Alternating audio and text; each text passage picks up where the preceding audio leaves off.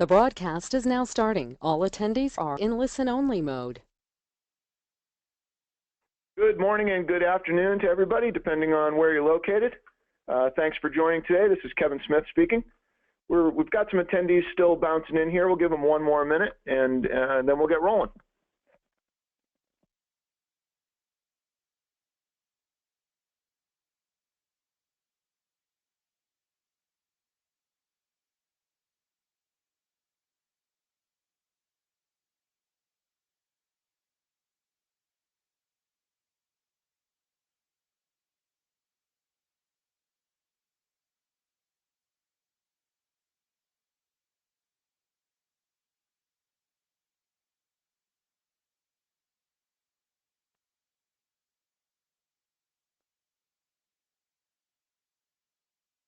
Okay, thanks again for joining. Again, this is Kevin Smith. I'm looking through our attendee list. I see some folks that have joined us on a repeat basis. I'm seeing quite a few new folks, so glad to have everybody on here. I see some existing clients. I see some future clients. I see some EnablePathers, some Pathfinders. I see some Salesforce folks, so it looks like we've got a great mix. We'll get going today. Just kind of as a reminder why we do these. We really see these webinars as a way for EnablePath to hopefully add value in the ecosystem and provide some added value to our clients, to other partners in the ecosystem, to make sure we stay in sync with Salesforce, and to provide some of our comments and opinions and interpretations of what's going on in the ecosystem, and specifically some items that are going on with the Winter 17 release. As a reminder, the comments that you're going to hear are EnablePath comments, their opinions, their interpretations of public information. We're not going to touch on any information that is not known publicly and not already been provided by Salesforce. And the comments and opinions that you're going to hear do not represent official comments from Salesforce. Rather, they're interpretations by some of the folks here at EnablePath and some of our other partners and folks that we work with. Again, I'm Kevin Smith. I support marketing and sales engineering for EnablePath. Also on with us, Mark Patterson. He's a senior solutions engineer, super sharp guy. He was done a few demos for us. I'll be looking forward to passing him control here in a minute. And then Michelle Hunter, who is our director of marketing. She's a Pardot expert and is our webinar facilitator today. You can enter any questions that you have in the chat box as we go, and Michelle will aggregate those for us. And towards the end of the session, we'll jump in and answer any of those that we can. Any of them that we can't answer, we will certainly get back to you on. And we will make the presentation available. The recording will be available. It'll show up as a blog on our newly revamped website, probably by tomorrow. Usually we dress it up a little bit, clean up the audio. Michelle makes me sound better than I really am, and we go from there. Our agenda today. We're going to do a quick ecosystem update. I'm going to just touch a quick recap of Dreamforce, obviously a big event there. Touch on a couple highlights of some ecosystem news that I think merit consideration. And then I'm going to speak a little bit about the winter release, just at the high level, an overview of some of the things that we've noticed about this release, some things that we thought were important that may have gone unnoticed, kind of beyond basic functionality. Then we'll jump over to Mark Patterson. He's going to take us through a demonstration of some of the highlights, including some of the new Lightning UI highlights. He's going to talk a little bit about some of the search enhancements, which were pretty sharp, and then Kanban functionality and updating objects with that, making users' lives a little bit easier. And then some new lead matching functionality that we thought was pretty sharp. So obviously these are just an excerpt, if you will, of a lot of the items that were in the release, just some items that we thought merited consideration and that we thought were sharp enough to show. We certainly encourage everybody, as always, to read through the release notes, use the trailheads as they come out to make yourself familiar with what's available.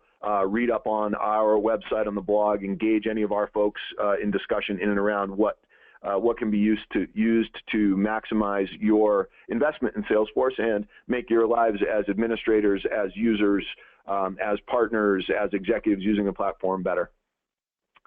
Following the demo, we're going to jump to a subject that I think is probably on a lot of folks' minds. we're going to talk about Lightning readiness and assessing, making the switch to the Lightning UI specifically, how to check for readiness of your organization, not just technically, but operationally. Some of the resources that are available out there to administrators, I've got some of those listed out. And again, we're going to share this recording and share the deck. So there's some pretty good items. I participated in a pretty strong webinar just recently on it. And then we'll talk a little bit, of course, about EnablePath services. Not a big pitch. I think most of the folks that are on know us already, know us as a platinum partner, know us as a solid partner a long time in the ecosystem. You know, coming up on 3,000 completed engagements and projects in Salesforce. So not going to pitch EnablePath in total, but rather talk about some of the services that we have that fit specifically in that Lightning readiness discussion. So hopefully that's what everybody signed up for today. I imagine we'll get through it here in, yeah, I think we probably got maybe 40 or 45 minutes worth of material. So hopefully everybody can hang on for the majority of it, and hopefully you can take something away from it, make it worthwhile, and join us again on the next one. So jumping right in, the Dreamforce recap. Dreamforce was the largest ever, and I put in parentheses again. They continue to exceed their own numbers. They announced 170,000 registrants. I kind of laughed out loud at it, and it made me think of if you've ever been to like an NBA game like the Atlanta Hawks game, and they announced the total attendance, and you look around and say, wait a second, there's not 13,000 people in Phillips Arena right now. It kind of had that same feel, but it was a giant event as always. I thought they did a good job this year of using some of the outlying properties and really concentrating the training areas. I didn't feel like I walked as many steps back and forth between places this year as I have in the past, although I imagine we still logged a couple miles at least every day. At Dreamforce, Einstein was this year's big reveal, if you will. That's the artificial intelligence wrapper that Salesforce has announced around all of the clouds. The vision's there, and the vision was expressed pretty well, and I think the functionality will come. Probably a lot like Lightning last year. The vision gets announced before the real functionality is there. Although we did see, and when we go through the highlights of the release, we will see that there are some actual elements of Einstein, of this artificial intelligence wrapper that are in production. So it is moving along. The other big piece was the Commerce Cloud was launched. This is capitalizing, as you guys may recall, this summer, Salesforce purchased Demandware. It was their largest ever acquisition. And Demandware is an e-commerce platform and been established for quite a while. And this marks, from our perspective, a move by Salesforce to directly establish a larger position in the B2C world. The rollout of the Commerce Cloud was notably mature for a new acquisition. So in the past, when Salesforce has made acquisitions, it's kind of been an outlier for a while. But Commerce Cloud, we could see that they've already done quite a bit to integrate it into the system, integrate it into the nomenclature, integrate it into the Commerce Cloud and tie it together. The look and feel was already there. It looks like they were really moving quickly on that one. So if there is anybody on the call that is considering an e-commerce platform or has one currently or is considering bolstering maybe a customer community, it sure looks like there's a lot of functionality coming from the Commerce Cloud. So, you know, if you're contemplating some of the other providers at this point in time, or maybe contemplated Salesforce prior and didn't make that move, it's probably worth hanging in and taking a look at Commerce Cloud. Also at Dreamforce, there was a heavy quote to cash and CPQ focus. So CPQ is configure, price, and quote. This is them capitalizing on the SteelBrick acquisition and bringing a lot of focus to enabling pricing and quoting more elegantly within Sales Cloud. EnablePath has established a CPQ practice. We've got now a dozen certified brown belt, blue belt resources deploying Salesforce CPQ. We really see it as a great tool in the Salesforce Sales Cloud. It really gives, for those folks who administer an instance and have a lot of interaction with marketing and sales, frequent pricing changes, packaging rules, pricing rules, it really gives you a lot of control and makes the administration of that a lot more simple and a lot more robust than can be handled just in straight products and price books. So if you are looking at CPQ, look again at Salesforce. If you already had SteelBrick, you'll be glad to know that there's a lot of enhancements coming now that they've got the R&D muscle of Salesforce behind them, the research and development, research and design muscle of Salesforce behind them. There's a lot more coming to SteelBrick. And then lastly, coming out of Dreamforce, what was obvious, and it's going to be the subject of a lot of our conversation today, is Lightning has substantially matured. Not just in the UI, it certainly has in the UI, but in the components and in the platform development tools, notably, there's been a lot of advancement, and we'll talk to a couple of those here in just a minute. So all in all, Dreamforce was as you would have expected.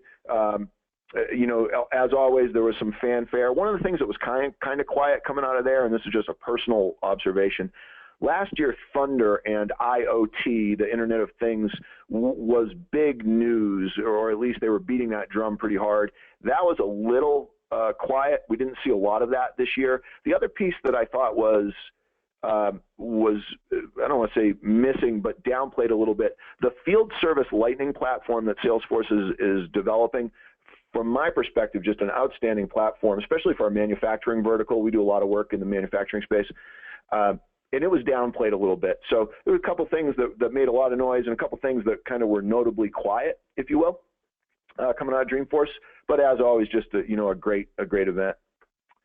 Other news in the ecosystem, just some items to note as we move forward. Wipro acquired Aperio. Wipro is an Indian-based large global development or global delivery center. And it's kind of continues the recognition by some of these larger GDCs of the need for a cloud services business line.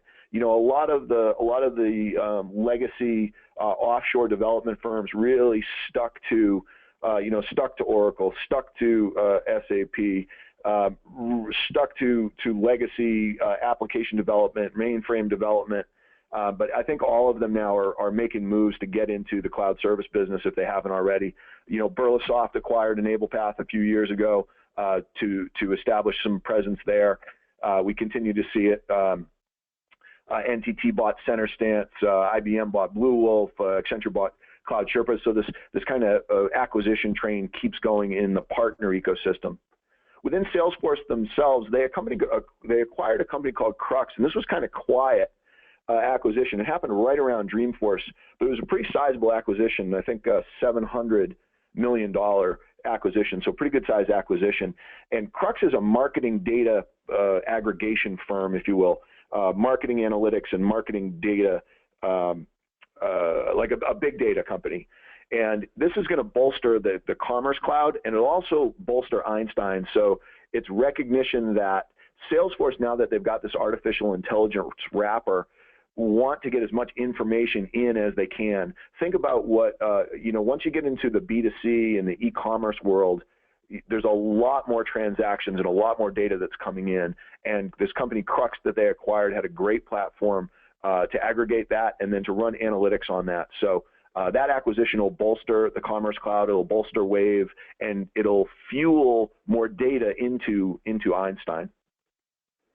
Another big development is here is that the Lightning Developer Framework is expanding. This one's pretty technical. I'm not going to spend a lot of time on it, but for anybody that does get it, this is a pretty substantial move. So in Lightning, as you develop Lightning components, you were forced to use JavaScript in a specific framework, a proprietary framework called Aura that Salesforce had put together. They are expanding that, and now that they've got the platform stable enough, they believe they can handle multiple frameworks. So developers that have worked in other frameworks, JavaScript developers that have worked in other frameworks, are going to be much more comfortable and much faster developing in Lightning for themselves. So it's kind of a technical one, but it's a pretty big one for any of my geek brothers out there. Will really appreciate that one. That's a pretty big change. And then lastly, there's been an interim CPQ release, and I just bring this one up. If anybody does have Salesforce CPQ or SteelBrick, legacy SteelBrick in their org, they just released kind of an interim release, if you will. So it didn't come out with Winter 17, it came out separate because they are still in the old SteelBrick research and development schedule and release schedule. So it's still separate. It's getting pulled into Salesforce, but right now that is a separate release. The link is here. If anybody hasn't seen that, you can Google it, but the link's in here when we send this out as well. The big change there is this performance experience that they released, and it's driving substantial speed. So it's making CPQ processing and the user experience a lot faster there. So certainly there's a lot of other things going on in and around Dreamforce, in and around the ecosystem, but those are just some ones that hit my radar and I thought merited a little bit of thought and a little bit of discussion. Couple quick opinions, thoughts on the Winter 17 release, and then we'll jump into a demo pretty quickly here. Obviously, there's a heavy Lightning maturity focus. A lot of the release that we saw and a lot of what we've seen in precursor for Spring 17, just bringing Lightning to reality and really making it viable for more and more and more of us. There's still some items that aren't functioning, but at this time last year, I would have said we are a year and a half away maybe from Lightning being truly ready for prime time. They've hit the accelerator on that, and it's getting fast. It's getting there. A lot of R&D going in to Lightning, and a lot of the elements that we're seeing are really coming to fruition. This second bullet here is kind of another geek one, but it's pretty solid. One of the things that they made a change in authentication back into Salesforce, not just a login authentication, but online, offline, resync, and location-based authentication and functionality. So what this has done is it's bolstered the ability to do online and to do offline work in Salesforce and have it resync, and it's also bolstered location-based functionality. Some examples of these might be a field service application where when the tech arrives on site, there's an auto authentication based on a geolocator on their handheld that registers them as on site. So think if I'm in a dispatch center and I know that Tyler Patterson now has arrived at the Prominence building in Atlanta. They don't have to call in, they don't have to log in. I can log their time. I know how long they've been there. I can use that in my analytics to know about how long a call might take. Similarly, for our retail clients out there, a merchandiser, that they've been to the store. Simple use cases, mileage calculation, auto mileage reporting, things along those lines. And then the online offline is really solid, and they know in the manufacturing space they need to bolster that. One of our largest clients is a world-renowned boiler manufacturer of all things, and their service technicians get down into the basement of a building, and they've lost connectivity, and they can still record information, on a case record as example. And as soon as they're back, as soon as they get signal again, they auto-authenticate and resync that data in there. So that's a geeky one, but it's pretty cool for anybody that's got field service applications. That's some good functionality. It was a known miss for Salesforce, and it's really improved quite a bit. We did see and I mentioned this earlier, some of the initial Einstein elements have been incorporated. So there is some portions of Einstein that are out there and ready for prime time. The commercial cloud is bringing immediate functionality. I mentioned that earlier. I mean, there's real functionality coming out there. And then field service Lightning also continues to build functionality. So I had mentioned that they were kind of silent on it, or it was a quieter rollout than I thought it would be at Dreamforce, but nonetheless, there's good functionality coming out and Lightning functionality that is expanding into Service Cloud and into the field service Lightning platform. The last piece that I'll mention before I kick it over to Mark here, there's been a good spread of functionality from my perspective in this release. A lot of releases are cloud kind of specific almost. This one was more Lightning compatibility specific and Lightning maturity focused, and it spanned clouds. So all of the clouds in this release from my perspective got some meaningful enhancements. And I just pulled a couple out as examples. So in Sales Cloud, I won't read them all, you guys can hopefully see it, but predictive lead scoring in Sales Cloud. In the Health Cloud, this one was great for us. We have a pretty substantial health and life science vertical practice here at EnablePath. So we've been watching Health Cloud and working in Health Cloud space. And the care plan templates came out that were pretty sharp. Communities saw some great enhancements, including a Lightning partner community. They brought some themes, templates in via Lightning communities, and I think that the communities platform got solid enhancements. Marketing Cloud, now you can do Journey Builder in Lightning. If anybody is administering a Marketing Cloud instance, that's pretty neat. I know that our partner, we've got a strategic partner, Digital Additive, that handles Marketing Cloud with us, and they were very excited about that build, so that was positive. The Analytics Cloud's got the dashboard builder. If anybody's been working in Wave or the Analytics Cloud, that's a big add. And then lastly, and I kind of mentioned this one earlier, the App Cloud, the Lightning developer experience is really going to allow rapid development, whether you're developing for yourself, for your own instance, if you're developing an in-house app, but also for the app innovation partners, formerly the ISVs, the app innovation partners, the speed at which people are going to be able to bring new applications to bear on the App Exchange is really increased. So those to me were some pretty big highlights. Again, mostly in and around Lightning. So after Mark's demo, if you want to jump back or stay with us, we'll talk through Lightning Readiness. I'll show you guys some resources. I'm going to show you an assessment that we've done on our org and some of the things that you can see in that. But right now, I'm going to kick it over to Mark Patterson, and he's going to take us through a quick demo. All right. Well, thanks, Kevin. I need to have presenter. Yep. Michelle, if you can swap that over, that would be great. What can I do? Hold on 1 second.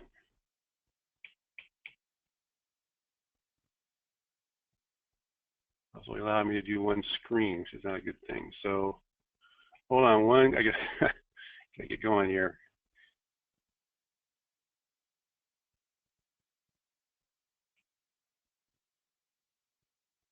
Okay.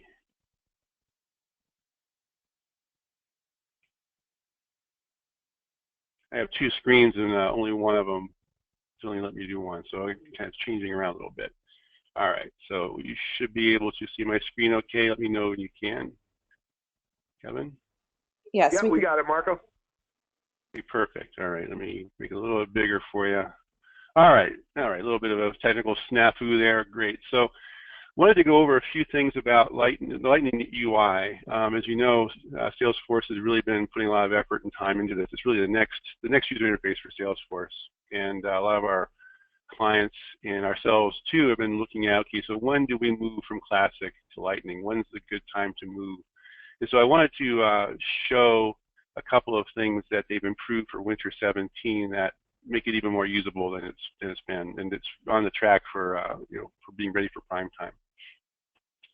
First thing is, as you remember if you've seen the earlier versions of Lightning, you'll remember that the menu bar went down the side. They changed that to go across the top, primarily because you have more real estate to work with, and it looks a lot like what looks like in Classic, but there's some notable differences. Instead of having to actually click into the area, you can do a pull down, and it gives you the options right from there. So you do a new opportunity, you can go to recent records and recent lists. Instead of having those over on the left-hand side like you do in Classic, you actually have them available right here. You can kind of switch back and forth between the different pieces, which is a nice thing to be able to do. One thing also, in case you haven't noticed, if you're in Classic or if you're in Lightning, you can go back and forth as you need to. So I can show you how the menu bar looks. The same menu bar will look in Classic mode. So as you can remember back, this is the Classic version of Salesforce. Here, instead of seeing anything, you actually have to click into it, and you have the usual, the Classic view. By going into the Lightning side of this, which is, you can go back and forth without any problem. You go back into the Lightning interface, you have a slightly different way it shows, and then you have the ability to pull down and go into. It's a different UI. One thing too is that the apps are different. in the Lightning experience. And one thing they've added for Winter 17 is the ability to search from the app launcher. So if you really want to find a specific area to go to, you can either go to, for example, you'll find the content app here, or you can actually go into the different items itself, the objects itself. So that's kind of an improvement within Salesforce. They've done a lot of changes. One thing I like, there's a lot of things you can go through if you look at the release notes for Winter 17. But one thing that I've had an issue with in the past personally in our projects is the searching capability within Salesforce has always been a bit limited. It's been pretty literal. So if you type in, if you misspell something in the search, you're not going to find what you're looking for. One thing that they've improved with Winter 17 searching is the ability to do kind of more fuzzy searches. So for example, instead of having to go and type in exactly, Samantha, to find Samantha, I could look for anybody, going in, with something that sounds like, Samuel. If I'm looking, I'm looking for Samuel, but oh, by the way, Samantha came up and Sam came up. It's a nice thing to be able to do. It's a huge improvement over the earlier just literal searching that Salesforce had.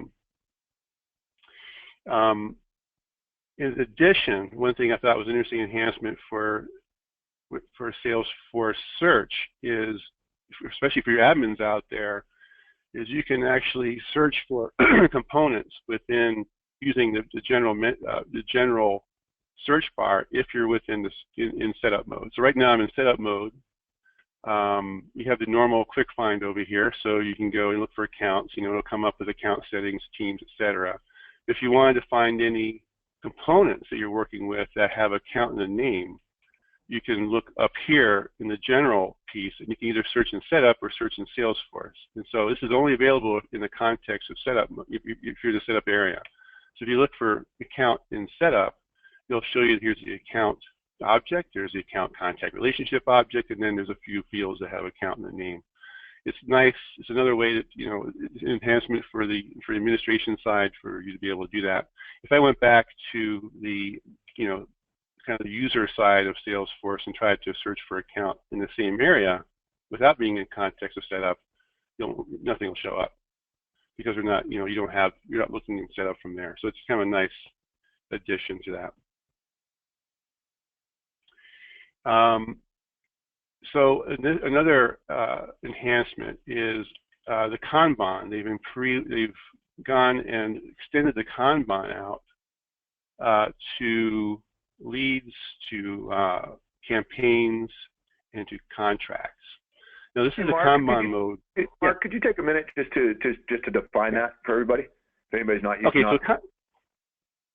Yeah, right. Okay, so Kanban means cards basically. It's used in manufacturing for lean inventory management, and it's moved into the software world by being a way to have a card or a little placeholder showing key components of something you're working with. And so in this case, the Kanban for opportunities is it'll show you here's the different stages of your opportunities in columns.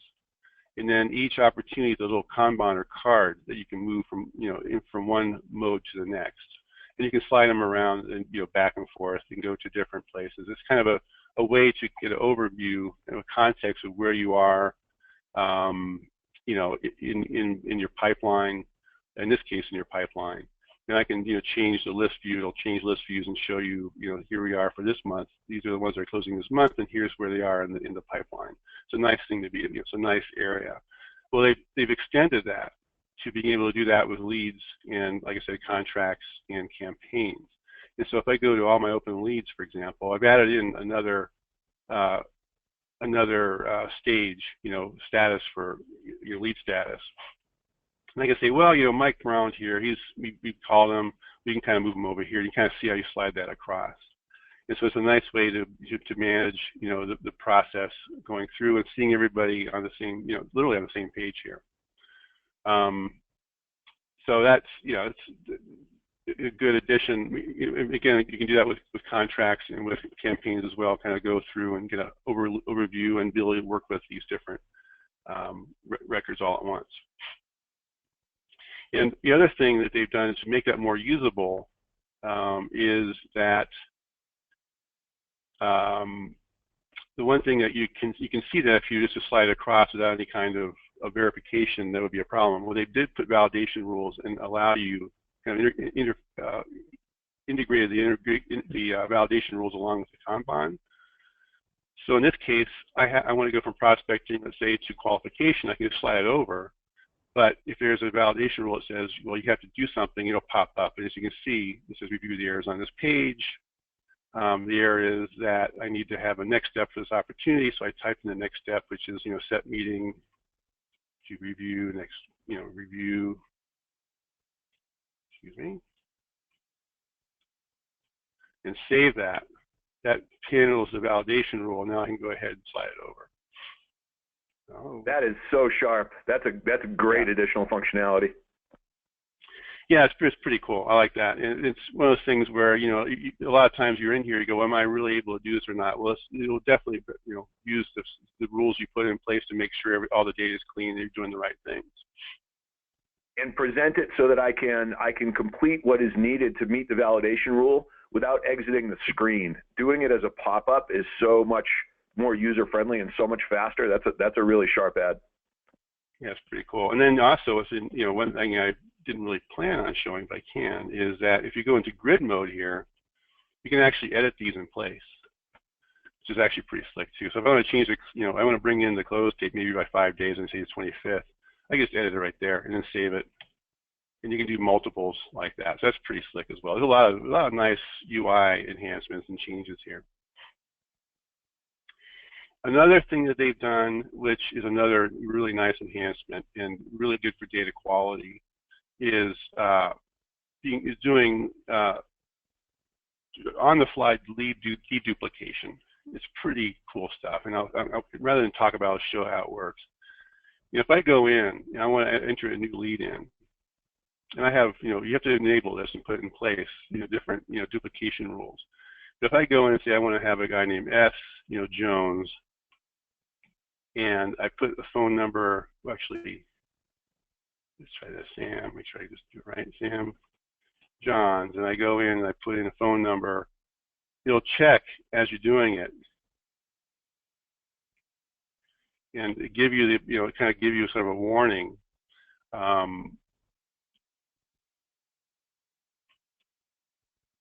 In case there might be a potential duplicate. Oops, except in this case it didn't work out that way, but it normally will.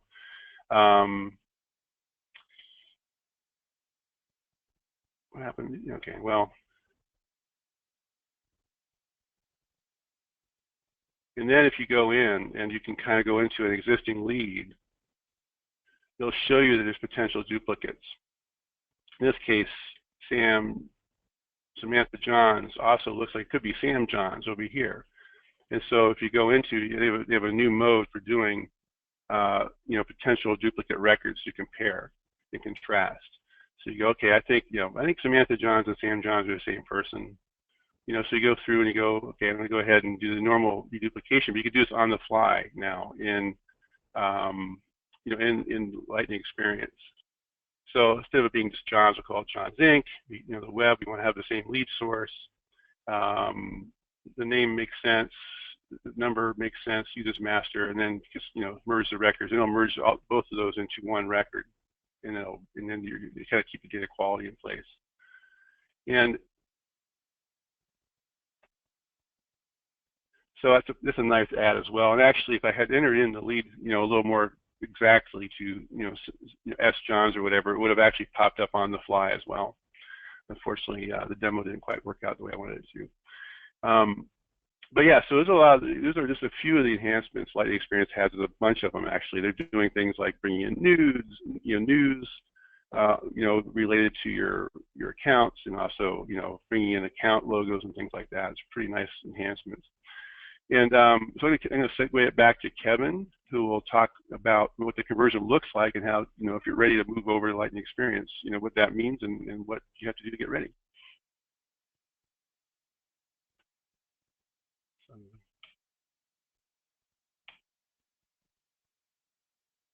Excellent. Thanks, Mark. Appreciate it. Yeah. So let's talk a little bit about what's out there to decide whether or not you're Lightning ready. Maybe some actions you can take individually ahead of time, and then some resources that are available to us.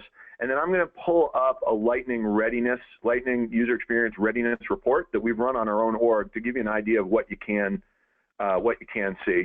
So some of the obvious ones that are out there. There's a couple trailheads if you're really given some thought to this conversion. And not only if you're given thought to how to do it, but if you're given thought to how to articulate the hows and whys of it to a larger audience. Let's say you've got to bring it to an executive team to suggest that this transpires, and you want to be conversant in the pluses and minuses. The migrate to Lightning trailhead is super solid, pretty quick. Give you a good idea of what's involved, give you a good idea of what works, what doesn't right now. I know somebody had popped a question in, and feel free, anybody, to enter questions in chat. I think we'll have a couple minutes to take care of them. Somebody asked kind of what's involved, how difficult is it or not to convert, what works, what doesn't. So the migrating to Lightning will give you a good sense of that.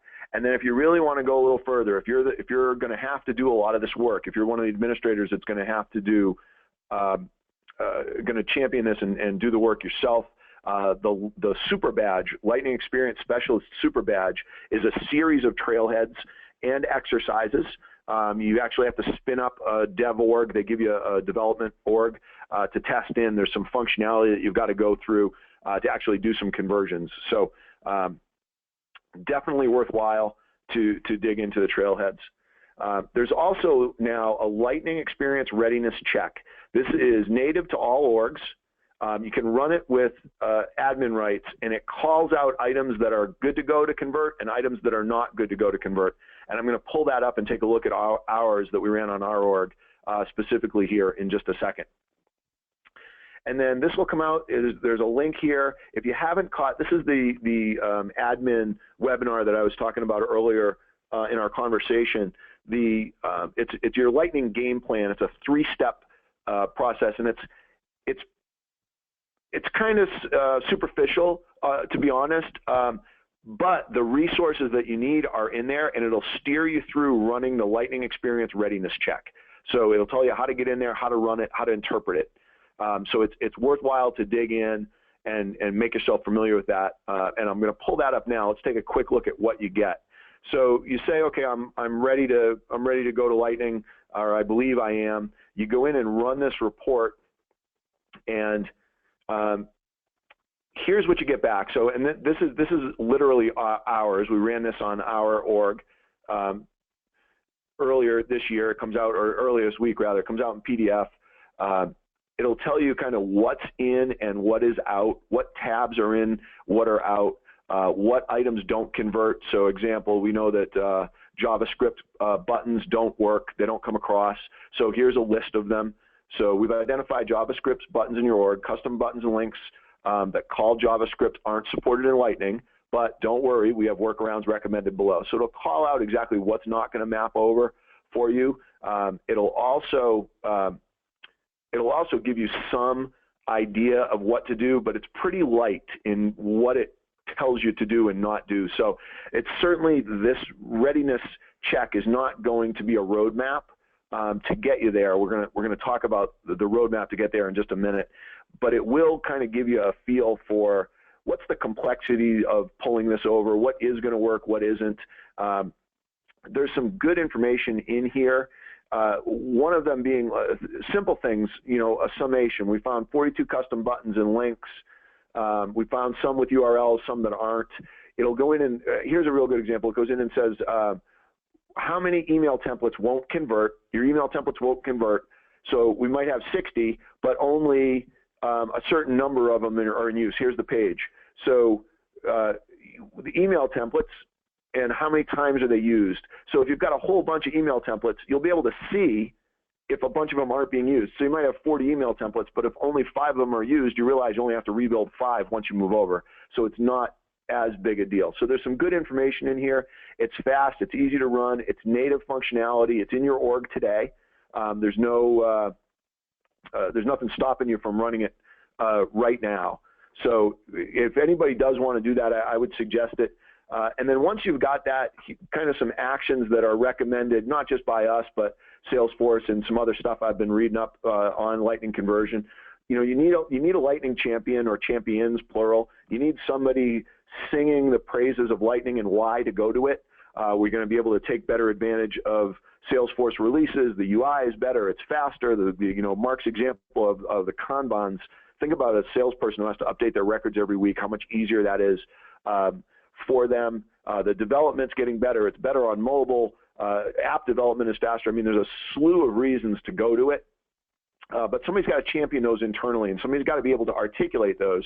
And the way to articulate those is to define the business and user benefits. So not just the user benefits, because at times if you're asking for investment, a pure user benefit falls on deaf ears. So you need to define the business benefits as well as the user benefits, and then certainly assess the risks. And the Lightning Readiness check, the Lightning Experience Readiness check, will help you assess those risks. Then you've got to establish a business plan and gain an executive charter. So there's going to be effort to convert. Any good size org, there's going to be effort to convert. There's going to be users have to get used to a new UI. There may be some training involved. So you're going to have to get a business case together, right? Why are we doing it? What's the investment? What are my return on investment points? We can certainly help you with that. If you need some help, we have good examples of that already. We've done a few already. And then from there, you've got to develop a project plan with release schedules by user group if necessary. So one of the things that Salesforce is advocating is going user group by user group. If you have a complex org, but some of the users are ready to move, as example, they don't use some of those items we just looked at, right? Custom buttons that aren't going to come across, visual force pages that aren't going to convert, that aren't going to flow, email templates that have to get rebuilt. If you've got finite user groups that aren't touching those items, go ahead and get them converted and start that process, right? So you start training in it. You'll get a groundswell, right? You'll get grassroots support for Lightning because it is a stronger UI. And you've got to develop that project plan. So again, migrate to Lightning Trailhead. Definitely go take it. If you're the one who's going to have to do the heavy lifting, go get that specialist super badge. Just to get a quick assessment, run the experience, Lightning Experience Readiness check, and I'm gonna send you this out so you'll have the how to get there to do it. If you end up needing help with that, this is our shameless plug here for EnablePath. We're fully capable of providing that assistance in a couple different formats. One of them, if it's a small org, or if you just have some questions, our managed services team, our concierge support offering is outstanding. Basically, it's experts on hand. They know your org. Once you sign up, you'll have the same person on point. It's not a big call center environment. It's you know what it is? It's some of our best consultants, our best technologists that burn out on the travel that's normally associated with our work, and they don't want to travel anymore. But they're highly experienced. We migrate them over into our managed services team. So, unlike a lot of organizations where you might start in support to grow your technical skills, ours go the other way, where you only in support if you really can handle oddball questions, one-offs, questions from a quality administrator. A lot of folks on this phone, I'm looking at the list of attendees, a lot of folks on this call have their act together. They're solid Salesforce administrators. They're solid Salesforce users. They at least have good exposure. So the level of questions that we get are higher level questions because they're coming from smart people. We don't take, hey, reset my password. That's not the kind of support we offer. It's true consulting and technical support. So if you've got a small org, you've got a couple questions. Hey, how hard is it to rebuild this? Hey, can you help me? I'm going to bust this one trigger. I'm going to bust this one visual force page when I move to Lightning. That would run through our managed service group. Pam Bryan, who does a fantastic job, she's on the call list today. She's happy to support there. If it's a larger organization and you believe that you're going to need a little bit more thought leadership, maybe some on-site, hands-on consulting work, come in and look at the processes. A lot of people will use Lightning conversion as a catalyst to revamp their internal processes and to take a look at, do we need to change the manner in which we're doing things, not to accommodate Lightning, but because we're going through some changes anyhow, is it a good time to optimize the process as we optimize the system to make sure they stay in sync? People use our advisory services in that manner. Folks use our advisory services. We have clients that use us just for the technical piece of it. Draw out my game plan. Maybe go and take a look at my Lightning interface readiness check report and provide me an estimate, not of dollars, but of effort. How hard is it going to be to convert these 15 custom JavaScript buttons? How hard is it going to be? What's the level of effort? What's the technical level of effort? Number of hours to convert all this visual force over? What's going to fail? So some people will use this just on the technology side. And some people will use kind of the whole mix of it, right? The technology, the process, and the people, which is to say what user groups, how should we move them? So if it's a larger org and you need some help with that, both of these are services we provide. If you're already a client of ours, as you know, just call us and ask.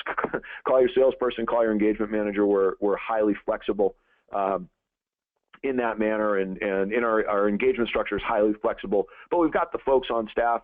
We're Lightning accredited. Everyone that we would assign to you in this has passed that Lightning Super Badge, the Lightning Experience Super Badge. So we've got some good folks ready to provide some assistance if you do want to tackle the Lightning conversion. Michelle, that's the extent of our prepared remarks, I think, for the day. Have we had some questions come in? Yes, thank you, Kevin and Mark. We do have a couple of questions, and I'll just kick it off with the first one. You mentioned that Lightning is about ready for prime time. Where can I go to see a list of functionality that exists now and or will be released soon?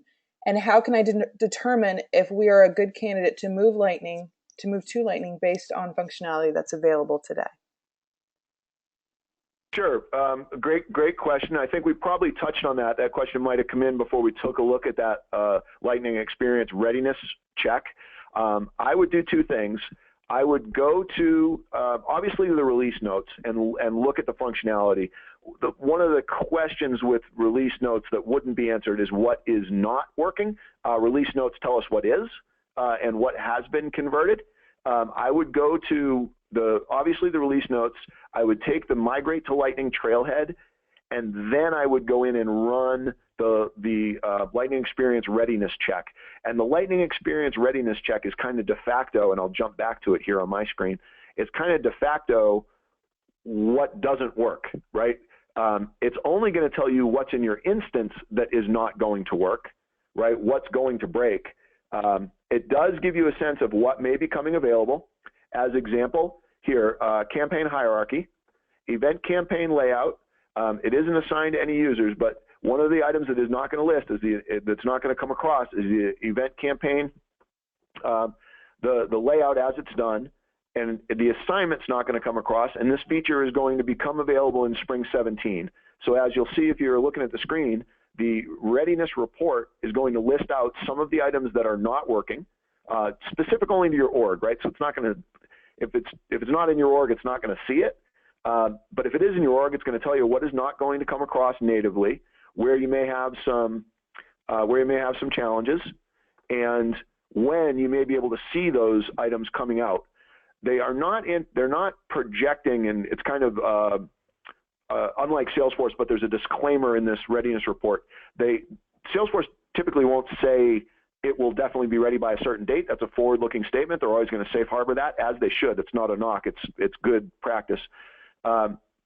They do have disclaimer in here, but they are willing to show you that some of these items are coming available in the next release. Great. Another question, do all of my users need to switch to Lightning, or can we have some departments stay on Classic? Yeah, you can have some departments stay on Classic. You don't have to switch. If you are using custom profiles, it's easier to determine who can and can't because you can enable it in custom profiles. If you're using standard profiles, theoretically a user could go in and switch already, or once you make Lightning available in the instance. But if you're using custom profiles, it's very easy to to not allow a user to switch. As Mark demonstrated, users can also switch and switch back. So if you get someplace you shouldn't be, you theoretically can switch back. We don't advocate it, because what we don't want are people that are not yet ready. Their elements that they work with every day are not yet enabled in Lightning. If they switch to the UI, they'll have a bad experience, and now you've lost some of that grassroots support. So we would advocate going to custom profiles and rolling specific user groups at specific times with forethought and understanding of what of their elements will be changing, and with potentially a training or at least trailhead requirement that they take a look at it before you switch them over. Kevin, how long does it take to upgrade to Lightning? Moments. And in some ways moments, and in some ways forever. Not to be a wise guy, but the conversion itself to make it available in the system technically, is near immediate. Operationally, that conversion may take longer. If we look at my report here that we've got up, I've got a lot of work to do before I could convert. Once I convert, the technical conversion is near immediate. The work that goes in ahead of time, the operational work to train people, to let people know, we would advocate doing it on a specific release schedule. We're going to roll sales to Lightning on X date. We're going to roll marketing to Lightning on X plus 2 weeks. We're going to roll finance to Lightning on X plus 4 weeks. So we would advocate a release schedule for a more complex org. For a smaller org, go for it. Flip the switch, and if it breaks, switch it back. I don't mean to be flippant about it, but technically it's very rapid. Operationally, it merits forethought. All right, we've got one last question. Can EnablePath do an evaluation of my org to see if I could switch over to Lightning? Yeah, absolutely. And that's what we would do is we would have you, or we can give you a hand running this assessment that we're looking at here. Again, it's in your admin tools now. You can go run it today. If you'd like to, go check the webinar, and if anybody wants that link before we post this, the link to the webinar that'll tell you how. It was a Salesforce run webinar. If anybody wants that link, just hit me, ksmith@enablepath.com. I'll send it over to you in real time. We can provide it out, and go run this readiness report to take a look at it yourselves, and then where EnablePath or whoever your partner is would come into play is in helping you interpret this and say how much work is there really here, how quickly can we go to this, which of these are critical, what would the effort be, to make the conversions necessary to move over. And we've got again, either through our support team, our managed services team, which does a great job. Happy to, if you're engaged with them already, it's a great use of their service now. So for those, I know that in looking at the attendee list, I know that several of you are already using our concierge program. Great use of your retainer hours to have somebody take a look at this for you if you don't have other work going on this month. If you're not engaged with us there, we're happy to take a look. If it's a larger org, contact us directly. What we would do is put you in touch with somebody from advisory services and, see if it needs a day or a half day or, potentially a couple days for somebody to dig in with you and take a look both technically at the instance, but also operationally at how it's being used to come up with a game plan for conversion to Lightning.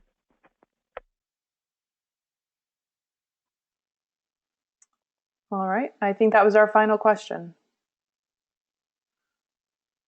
Excellent. Well, I really appreciate the attendance. As always, great to see some of the same names coming back time after time. Tell your friends, bring them back. We're always happy to expound on and give our opinion for whatever it's worth on the ecosystem and the releases. So thanks again to everybody for joining. Mark, thank you for your demonstration. Michelle, as always, thank you for managing the webinar for us. Look for the post. It'll be on our website shortly. And again, if anybody wants the link, it's in the chat window now. The link to that to the admin webinar where you can run the Lightning Experience Readiness Check. It's in the chat window now. If anybody missed that, just hit me at ksmith@enablepath.com, and I'm happy to shoot it over. Thanks all. All right. Thank you. Thanks, everyone.